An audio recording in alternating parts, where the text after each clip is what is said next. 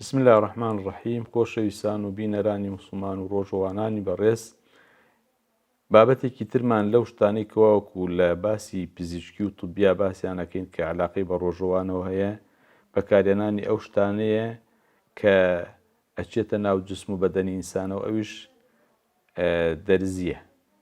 دەرزی سێ جۆری هەیە: دەرزی لە ڕێی پێستەوە، لە ڕێی ماسوولکەوە، لە ڕێی دەمارەوە.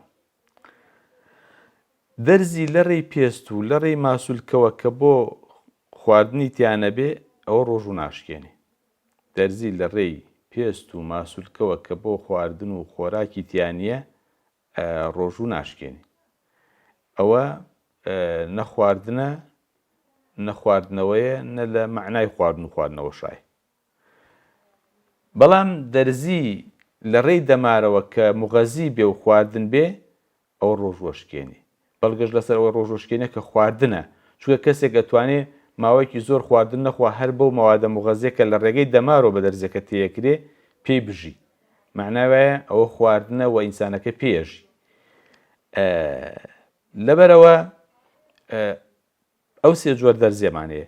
دەرزێکی کەشمان هەیە کە عولەما ئەڵێن ڕۆژ و ناشکێنێ، ئەوش ئەو دەرزەیە کە واوەکو کەسێک کە نەخۆشی شەکرێ هەیە لە خۆی ئەدا، ئەو دەرزی لە خۆدانە بۆ کەسێک کە تووشی نەخۆشی شەکرە بووە، ئەوش عولەما ئەڵێن مادەم بۆ عیلاج و چارەسەرە ئەوش ڕۆژ و ناشکێنێ. یەکێکی تر لەو شتانەی کە واوەکو عەلاقەی بە عیلاج و چارەسەرەوە هەیە، هەندێک زەیت و مەڵهەم و لەزگە و ئەو شتانن کە واوەکو بۆ پێست بەکاردێن. ئەوەش ئەسڵ تایە ڕاست و دروست، قسەی ڕاست ئەوەی کە ڕۆژ و ناشکێنێت، چونکە ئەوانە ئەو دەمارە وردانەی لە جسمە هەن لە ناو پێستا، ئەوانە شتەکە هەڵەمژن ناچێتە مەعیدەوە، خواردن نین. لەبەرەوە ئەوانە بەڕاستی ڕۆژ و ناشکێنن و ڕۆژویان پێ بەتاڵ نابێتەوە. مەجمەعی فیقی عالەمی ئیسلامیش ڕای لەسەر ئەوەیە کە ئەو مەڵهەم و زەیت و لەزگە و شتانە کە ئەدرێت لە پێست وەکو چارەسەر ڕۆژ و ناشکێنن. باسێکی تر کە هەمانە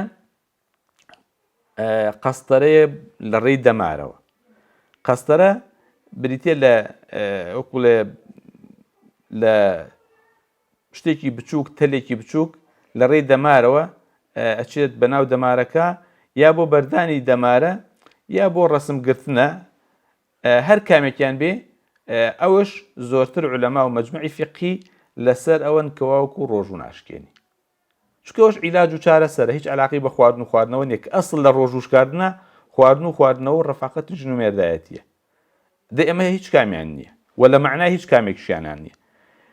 باسێکی تر کە عەلاقەی بە مەوزوعەوە هەیە کە لە ڕووی پزیشکیەوە بەکاریە و ڕۆژەوان پێویستی پێیەتی، ئەو کەسانی کە تووشی نەخۆشی لاوازی گورچیلە ئەبن، گورچیلەیان بۆ ئەشۆن، ئایا ئەو گورچیلە شۆردنە ڕۆژوو بەتاڵەکاتەوە و ڕۆژوشکێنە یانە؟ جارێ گورچیلە شۆردنەکە دوو جۆرە. جۆرێکیان جیاز و ئامێرێکە دەوری گورچیلە ئەبینێ، یعنی خوێنەکە یەتە دەرەوە ئەچێتە جیازەکە و پاڵ کە بێتەوە و ئەچێتەوە جسمی لە ڕێگەیەکی کەوە. بەڵام کۆمەڵێک شلەمەنی و خواردن و شتی تری تێکەڵە بێکە لەو کاتاکە ئەو جیازە بەکارێت بۆ پاکردنەوە و تەسفیەکردنی خوێن و شۆرینی گورچیلەکە. جۆرێکی تریان هەر لەسەر ناوکی و پێسی وە شتێکی بۆ دانێن، ینی لەوێ خوێنەکەی بۆ ئاڵ و گۆڕ پێەکەن. هەر کام لەم دوانە قسەی بەهێز و بەقوەتی عولەما لەسەر ئەوەیە لەبەرەوە شتیان تێکەڵە بێ و ئەچێتە ناو جسمی ئینسانەوە، قسەی ڕاست ئەوەیە کە وەکو ڕۆژۆکە بەتاڵەکەنەوە، مادەم هەندێک مەوادی طبی و هەندێک مەوادی شلەمەنی و هەندێک خوێ و ئەمانەی تێکەڵە بێ، قسەی ڕاست ئەوەیە کە وەکو ڕۆژ و ئەشکێنی چەند هەشە لە عولەما لێ ناشکێن. بەڵام وتمان ئەو قسە بەهێزە کە وەکو شۆردنی گورچیلە ڕۆژووی پێ بشکێ و ڕۆژەکەی پێ بەتاڵ ببێتەوە. خاڵێکی تر لەو شتانی کە هەمانە لە ڕووی پزیشکیەوە بەکارێن و ڕۆژەوان پێویستی پێیەتی، هەندێک چارەسەر و فەحس و عیلاجاتە کە بۆ ئافرەتەکرێ لە دامێنیەوە. ئەوانش عولەما بوونەتە دوو بەشەوە لەسەری.